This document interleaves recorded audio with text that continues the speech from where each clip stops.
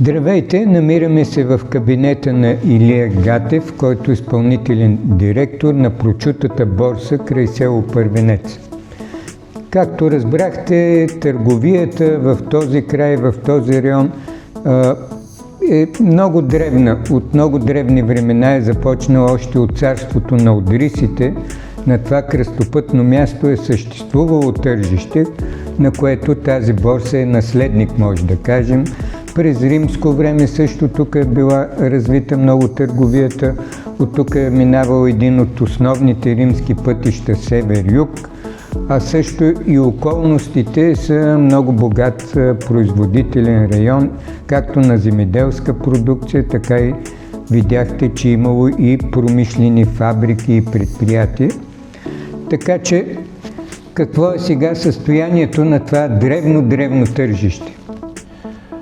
Тържището е създадено през 90-те години. Започва да работи като тържище от, може би, 90-91 година, когато приключва работа ТКЗС село Първенец, след което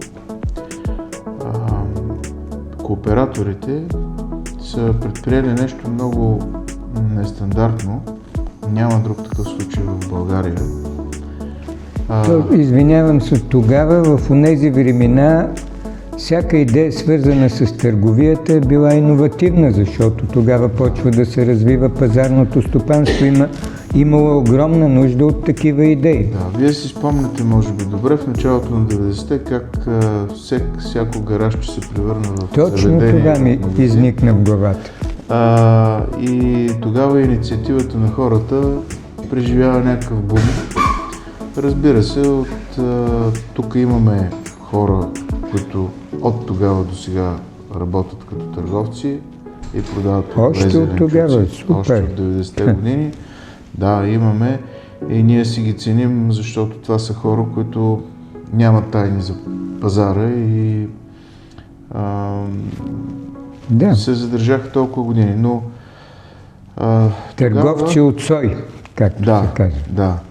Тогава се създава акционерно дружество Родопи 95 АД и от тогава то работи като стоково тържище и до момента. Ние сме регистрирани по закона за стоковите борси и тържища. В момента варират до 500 фирми, които работят на територията на тържището. А каква горе-долу продукция се предлага в момента? Сега аз и даже още от малък съм чувал, тук идваха да си купуват хората зеленчуци, плодове, малко по-наедро, и по-надребно. Да, значи основното е, че при нас имаме място за всички. И за по-дребните производители, и за големите търговци. А имате и хладилни складове? Да, имаме хладилни камери, които са останали още от едно време. Ние ги поддържаме.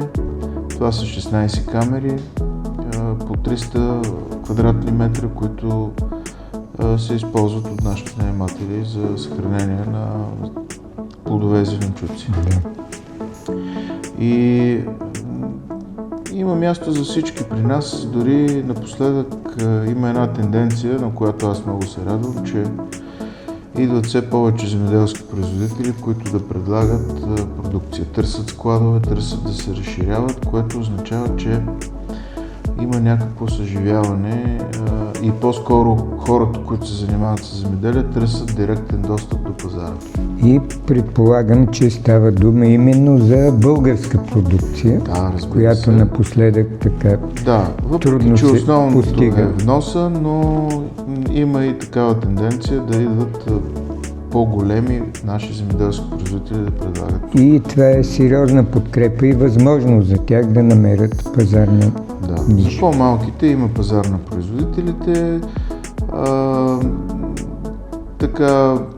То е по-скоро сезонен пазар, защото знаете, че когато излезат продукциите земеделските, да кажем лета, лятото, есента, тогава е по-силен той. Супер! Много е добре, че тази древна традиция от древни времена се е запазила и до наши дни и даже се развива и разцъфтява и тя е много необходима и потребна на съвременното ни общество. Много ви благодарим за този кратък разказ и желая успех стопански и финансов на вашето предприятие. Благодаря и аз.